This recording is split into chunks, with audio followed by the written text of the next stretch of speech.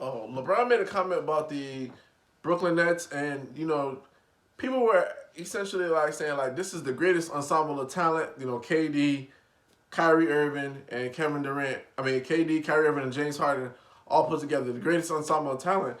And LeBron said, "Are we gonna forget about Clay, Steph, and KD, and Draymond, of course? But are we gonna forget about the Warriors?" And people automatically, when you look at the talent on paper, you're like, okay, the Nets, the Brooklyn Nets of today, they have three MVPs, or three MVP candidates: Kevin Durant, James Harden, and Kyrie Irving. Kyrie Irving never won an MVP, but he's always been up there. When you look at the Warriors, they had two MVPs, Steph Curry and Kevin Durant. Right off the rip, right? People are like, you never had three guys in the Nets that can all go one-on-one, that can all give you 30, that can all handle the ball. You've never had that. Even the Warriors, Clay never really handled the ball. He would basically be shooting. He gets you 37 points in the quarter, all jump shots. He gets you 14 threes, from an NBA record, a couple bounces, like 8 bounces, or whatever the case is. So, people are saying like, all right, so which one is more potent or more talented to what you have? Now, I'm not gonna lie to you, like the Nets, they're more talented in terms of you have three NBA MVP caliber players. Kevin Durant's an MVP. James Harden's an MVP. Kyrie Irving's an MVP candidate. He's won a title and things of that nature.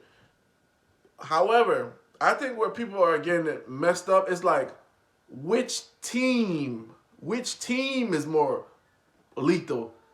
I understand the talent portion. Nets got the talent portion. Because Steph, to me, I like Steph better than I like Kyrie. But I'm not going to say that Steph can do a lot more than James Harden. Even though people that say this, right? Let's talk about this. James Harden was up. I mean, James Harden was playing Steph. KD went down. James Harden didn't do nothing. Lost that game 5. Then they went to Houston. Steph had 0 in the first half. Dropped 31 on that head. I'm just going to leave that out there. So, all right, let's be careful there. But individually, I'm talking about like commanding a double team and things of that nature. Clay doesn't do that. So, and then Kevin Durant of the Warriors time, he to me, I would say he's better than the Kevin Durant of today's time, because today's Kevin Durant is coming off injury and things of that nature.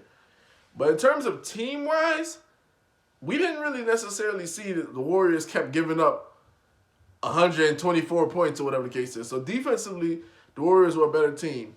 In terms of running the offense and not getting stagnant, the Warriors were a better team. In terms of ball movement, player movement, and shooting, the Warriors are a better team. Now, in terms of going one-on-one and a guy clutching a game for you, whatever, I feel like the Nets are a better team, because there's been a lot of times where teams had them beat, and all of a sudden James Harden or Kevin Durant or Kyrie Irving, they go into a flurry mode. So hero ball, the Nets got that beat down pat or whatever the case is. However, from my vantage point, and what I'm saying and what LeBron is saying is this: if LeBron plays the Brooklyn Nets in the NBA Finals and he has Anthony Davis, everybody's full strength, they're all full strength, he's full strength, that's a series. That's a series.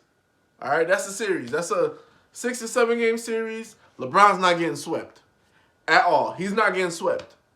Period. Now, vice versa. Scenario. This is a scenario. LeBron plays KD's Warriors with Steph and Clay, and Draymond, whatever, the ensemble. LeBron might get swept again for the second time in his career in the NBA Finals. He might win one game, but that's all we're gonna give him. He plays the Nets, we give him a fighting chance. We're like, he could score. The Nets aren't great defensively. He could get guys in foul trouble, and yada, yada, yada. They try to do the same thing against the Golden State Warriors, the 2017 to whatever you want to call them, whichever one you want to pick, with Kevin Durant on it. They try to attack Curry. That didn't work. They try to get guys in foul trouble. That didn't work. They try to play big. That didn't work. They try to play small. That didn't work. With the Nets, you could do things that will work against them because they're not elite defensively. The Warriors were like number 1 offensively. People forget this. They were 2 defensively. Number 2 defensively when they won that 27 title or whatever. 2017 title. So, all that being said, on paper, talent-wise, yeah, okay, yeah, you want James Harden, Kevin Durant, etc. You want that, Kyrie Irving, you want that. In terms of, like, a team and, like, we got to win series and the proof's in the pudding. They went to 3 straight finals, 2 out of 3 because, due to injury and stuff. Clay got injured and Durant got injured. But when healthy, that Warriors team, that was something else. You had, when KD got hurt a lot of time during the season, they would still breeze through. Clay went down, they would still breeze through. Curry went down, they struggled a little bit, but they would still win games. What's scaring me about the Nets is this. When they got to low manage guys and they got to go into the playoffs and guys haven't really played with each other, you're going to see the struggles, but they're going to have to figure it out on the fly in a Eastern Conference Finals game. They're going to figure it out on the fly in the Eastern Conference semis where games count. And due to injury and things of that nature, if a team finds out something that they can exploit you, it's not going to work. The thing with the Warriors, especially like when compared to the Nets are small, right? And you could exploit that. The Warriors, you couldn't exploit them being small because Draymond was bringing up the ball. Kevin Durant was an elite defender. Now, you can't really ask Kevin Durant to be like your weak side guy. That's not going to work. You know what I'm saying? Like, you don't want to put too much stress on his Achilles right out the gate. So, paper-wise, I'm going to give it to the Nets. In terms of playing a team, like LeBron said, like you guys don't forget, this is a team that swept LeBron. And LeBron had the jump shot. He had all this crap done or whatever. He had everything. Boy got swept. So I think he knows what he's talking about because he knows in his head, I play the Nets, I can exploit Kyrie. I can damn sure exploit James Harden. Kevin Durant now, I'm gonna test his Achilles. That Warriors team, what are you gonna do? Exploit Steph Curry? That's all you had. And then after that, when that didn't work, the boy Curry goes off for you. Clay's locking guys up. Clay starts going up. It was just like, it was too many things going off and too many people, too many weapons. Everybody was live.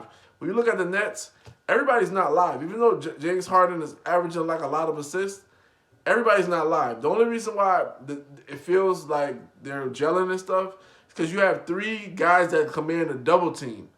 When you take one of those guys out of the equation, things started to get stuck. That's why all their games are going up so high and scored. Like 126, 124, 135, 130. I mean, it's crazy. I'm going to be honest with you. In the playoffs, we're not going to see 150, 150. Like, we're not going to see that stuff. So the Nets really have something to think about in terms of that. Hoops Junction, Hoops Meets Hoopla. Like, comment, subscribe.